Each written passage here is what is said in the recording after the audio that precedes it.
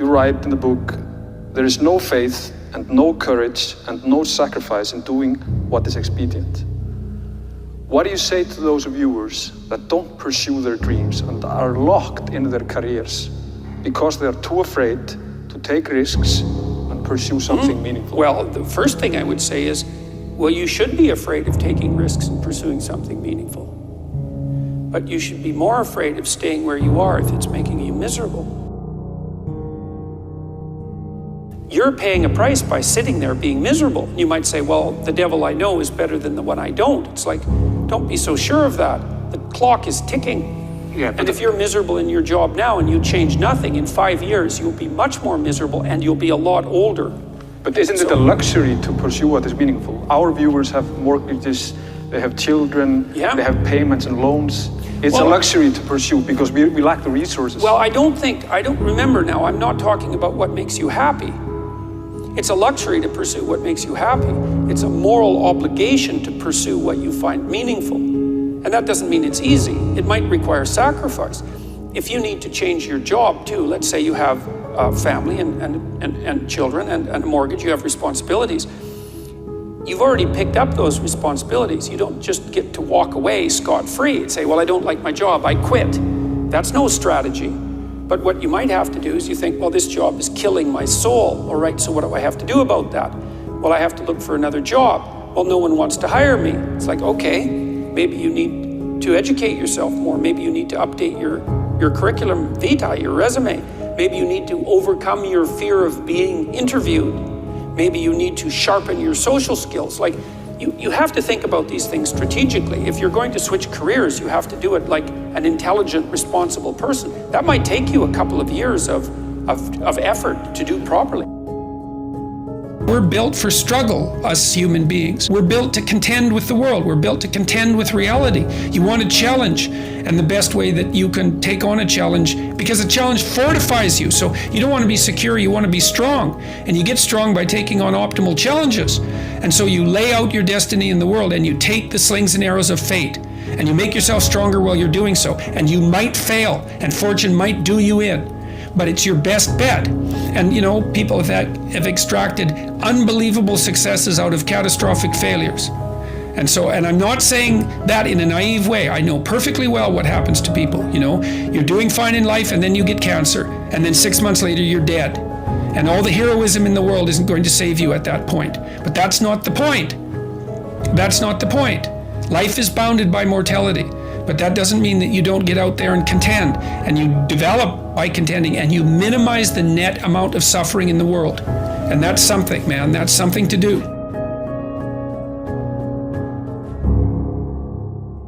Compare yourself to who you were yesterday, not to who someone else is today.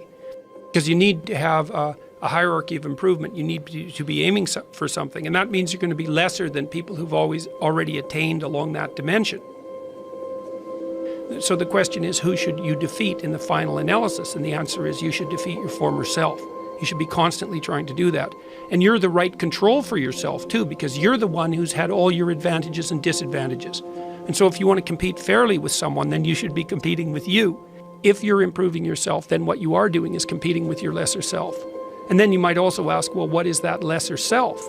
And that lesser self would be resentful and bitter and aggressive and vengeance-seeking, and all of those things that go along with having a negative moral character. And those are things that interfere with your ability to progress as you move forward through life. So it's very necessary to understand that this is why, you know, I've been stressing this idea of personal responsibility. It's like, well, personal responsibility is to compete with yourself, is to be slightly better than yourself the next day. And it better in some way that you can actually manage, and that's humility. Like, well, I'm a flawed person, I've got all my problems. Could I be as good as person X? It's like not the right question. The right question is, could you be slightly better tomorrow than your currently flawed self? And the answer to that is, if you have enough humility to set the bar properly low, then you could be better tomorrow than you are today. And you might say, well, what's the right way of being in the world, if there is such a thing? And it's not acting according to a set of rules. It's attempting continually to transcend the flawed thing that you currently are. And what's so interesting about that is that the meaning in life is to be found in that pursuit. So I've been laying that out in these discussions too, because it's saying, well, The fundamental issue is that life is tragic and difficult, very tragic and difficult for everyone. And it's also tainted by malevolence, because no matter how things are tragic and difficult, but there's always some stupid thing that you could do or someone else could do that could make it even worse than it has to be. And so that's life. And you need an antidote to that, because that can embitter you. Constant contact with that, just the tragedy, but the tragedy combined with betrayal and malevolence, that makes it even worse, especially if it's self-induced. Okay, so you need something to set against that so you don't get bitter and resentful. Well, what do you set against that? Doing something worthwhile. By your own definition, say. You need some reason to get the hell out of bed on a terrible day because you've got something good to do. Well, what's the best thing you can do? Transcend your current wretched and miserable self. There's meaning to be found in that, and that's a meaning that's associated with responsibility. One of the things that I've been trying to lay out clearly is that life is hard. It's tainted by malevolence and betrayal. That can make you bitter. You need a meaning to offset that. Where's the meaning to be found? Not in rights, not in impulsive pleasure, but in responsibility. You take responsibility for yourself, so you take care of yourself. If you're good at it, you have some excess left over to take care of your damn family. If you're good at both of those, then you have some excess left over to take care of your community. Those are heavy burdens. You pick up the burdens, you find that's meaningful. The best way to pick up the burden is to continually improve yourself, and that's where the meaning is to be found. And so that meaning is in the continual self-transcendence. That's letting your old self die and the new self be reborn. Even if things are going really well for you now, there's going to be a time in the future where things are rough.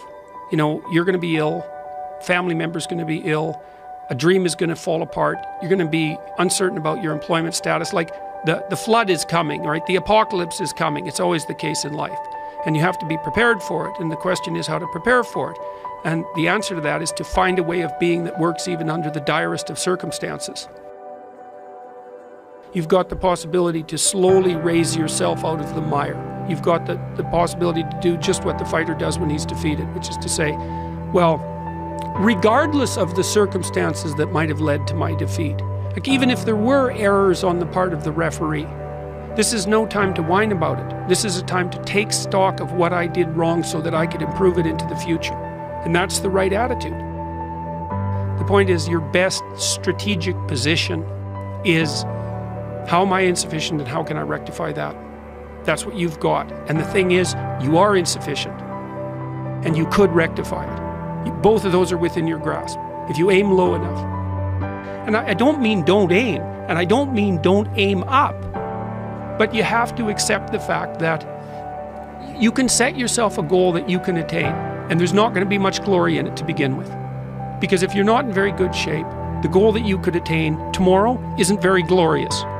But it's a hell of a lot better than nothing, and it beats the hell out of bitterness, and it's way better than blaming someone else. It's way less dangerous. And you could do it. And what's cool about it, it's one step on a very long journey. And it starts to compound on you. So a small step today puts you in a position to take a slightly bigger step the next day, and then that puts you in a position to take a slightly bigger step the next day. And you do that for 2 or 3 years, man, you're starting to stride. I don't know how many people have come and told me, it's so strange. They said, well, I started making my bed and that made all the difference. It's like, well, yeah, you decided to aim up, man.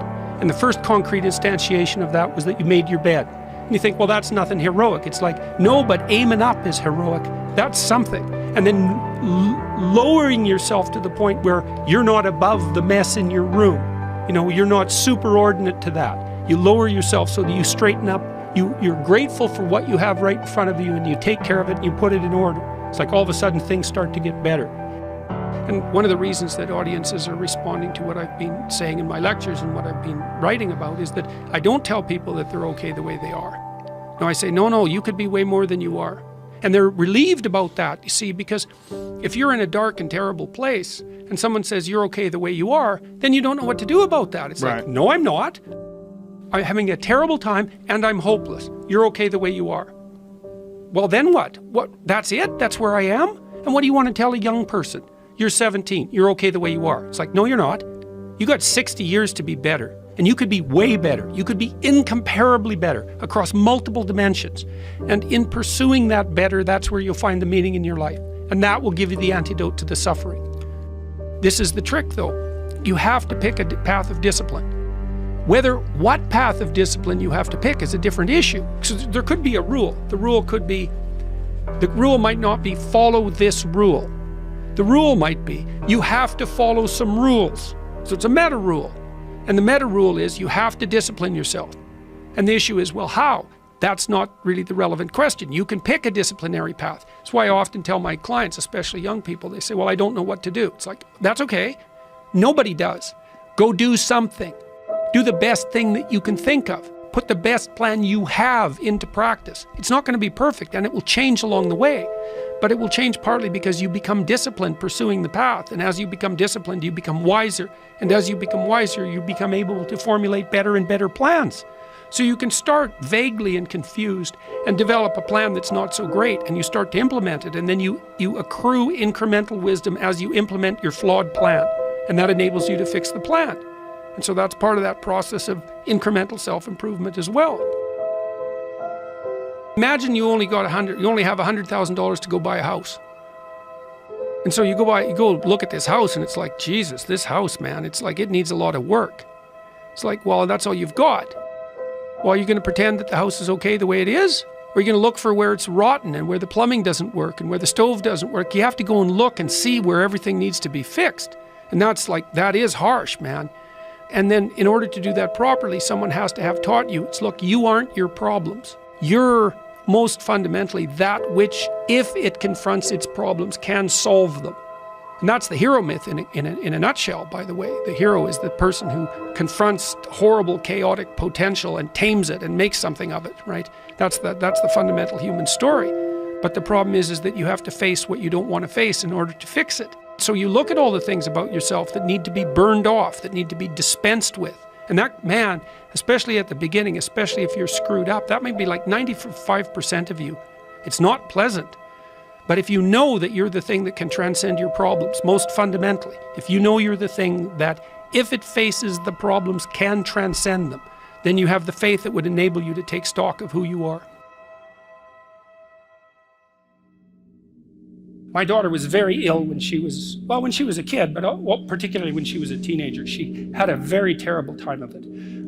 She had juvenile rheumatoid arthritis, and when she was between the ages of 14 and 16, it first destroyed her hip, which had to be replaced, and then it destroyed the ankle on her other leg, which had to be replaced. And she walked around for 2 years on broken legs, and she was taking massive doses of opiates and could hardly stay awake. And as a test of your faith, there's almost nothing that's more direct than a serious illness inflicted upon an innocent child, right? And so the chapter's a meditation on that, and also on, well, what to do in a situation like that, because everyone is going to have a situation like that in some sense, because you'll be faced with illness in the people that you love and in crisis. And so it's a practical guide to coping with those sorts of things. And one of the things you do when you're overwhelmed by crisis is you shorten your time frame.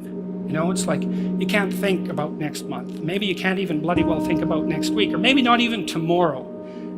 Because now is just so overwhelming that that's all there is. It's like, and that's what you do. You cut your time frame back until you can cope with it. And if it's not the next week that you see how to get through, then it's the next day. And if it's not the next day, then it's the next hour. And if it's not the next hour, then it's the next minute. And people are very, very, very, very tough. And it turns out that if you face things that you can put up with a lot more than you think you can put up with, and you can do it without becoming corrupted. You have to be alert when you're suffering. You have to be alert to the beauty in life, the unexpected beauty in life. And you have to look for that little bit of sparkling crystal in the darkness when things are bad. You have to look and see where things are still beautiful and where there's still something that's sustaining. And you narrow your time frame, and you be grateful for what you have, and that can get you through some very dark times. And maybe even successfully if you're lucky. But even if unsuccessfully, then maybe it's only tragic and not absolute hell. And you can do that, in the worst situation. You can make it only tragic and not hell. And there's a big gap between tragedy and hell. There's nothing worse at a deathbed than to see the people there fighting. The death is bad enough. but you can take that, as terrible as it is, and make it into something that's absolutely unbearable. And maybe I think, and this is sort of what I closed the book with, is this idea is that if we didn't all attempt to make terrible things even worse than they are, then maybe we could tolerate the terrible things that we have to put up with in order to exist, and maybe we could make the world into a better place.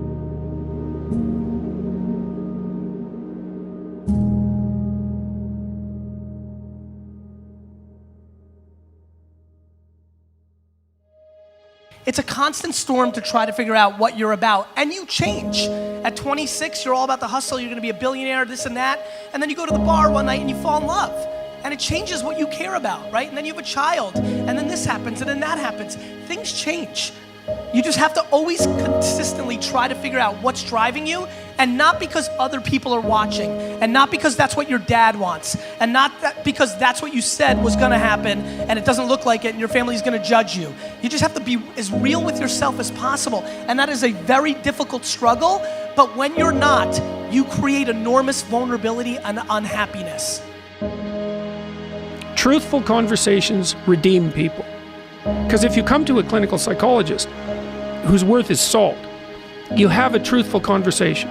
The conversation is, well, here's what's wrong with my life, and here's what caused it. You know, maybe it takes a year to have that conversation, and here's how it might be fixed. Here's what a beneficial future might look like. And so it's a completely honest conversation if it's working well. And all that's happening in the conversation is that the two people involved are trying to make things better. That's the goal. Let's see if we can have a conversation that will make things better.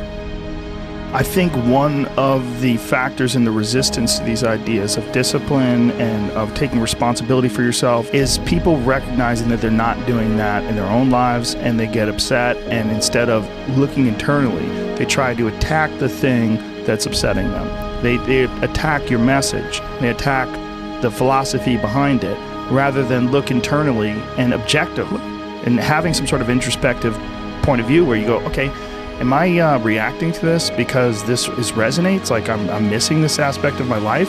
Does this diminish me? Or is this guy pointing something out that I can benefit from? Very few people are willing to do that. Very few people are willing to take that critical moment to look at their own behavior and look at their own thought process and wonder if the actual adverse reaction they have to this person's message is because they know that they're wrong.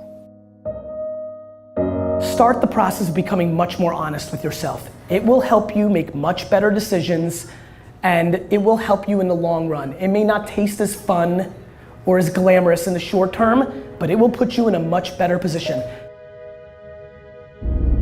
Stop doing the things that you know are wrong that you could stop doing. Right? So it's a fairly limited attempt. First of all, we're not going to say that you know what the good is or what the truth is in any ultimate sense. But we will presume that there are things that you're doing that for one reason or another you know are not in your best interests. There's something about them that you just know you should stop. They're kind of self-evident to you. Other things you're going to be doubtful about. You're not going to know which way is up and which way is down. But there are things that you're doing that you know you shouldn't do.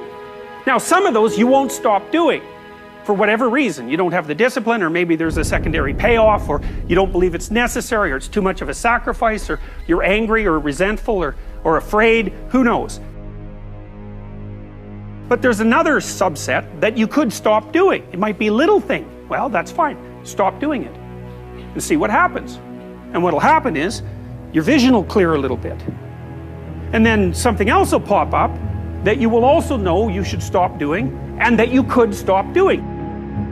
And you could do that repeatedly for an indefinite period of time. And you know, that doesn't necessarily mean that you're going to ever be able to formulate a clear and final picture of what constitutes the truth and the good. But it does mean that you'll be able to continually move away from what's untruth and what's bad.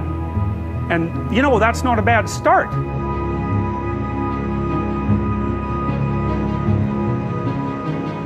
Discipline, it does start with waking up early. It really does. But that is just the beginning. Discipline is the root of all good qualities. But you have to absolutely apply it to things outside of just waking up early. It's everything. It's working out every day, making yourself stronger and faster and more flexible and healthier. It's about disciplining your emotions so you can make good decisions. It's about doing the tasks that you don't necessarily want to do, but that you know will help you. And that's what discipline is. Discipline means taking the hard road, the uphill road, to do what's right.